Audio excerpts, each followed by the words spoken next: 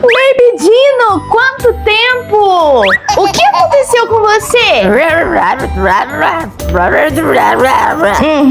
O seu bracinho caiu. Essa não. Vamos dar um jeito nisso, hein?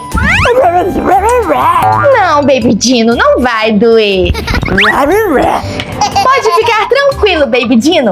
Eu vou cuidar de você hoje e vamos ganhar 5 estrelas douradas. Olha só quanta tinta! Os brinquedos não podem estar todos sujos, senão pode dar até alergia nas crianças.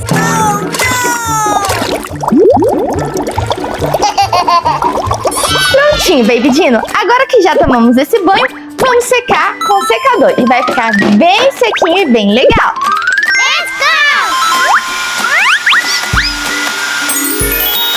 Baby Dino, vamos ver agora o que a gente tem que consertar, né?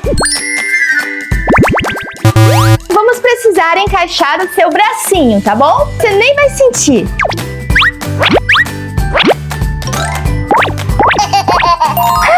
Ficou ótimo! Parabéns, Baby Dino! Agora vamos ouvir a batida do coração.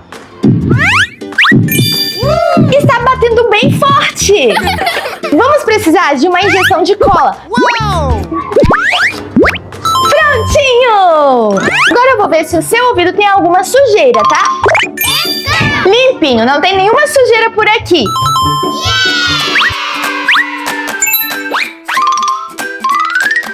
Olha como você ficou bonito. Crianças, vamos cuidar dos nossos brinquedos. Assim, eles vão ficar muito mais bonitos por muito mais tempo. Ganhamos estrelas douradas! Olha que legal, Baby Dino! Miau, miau!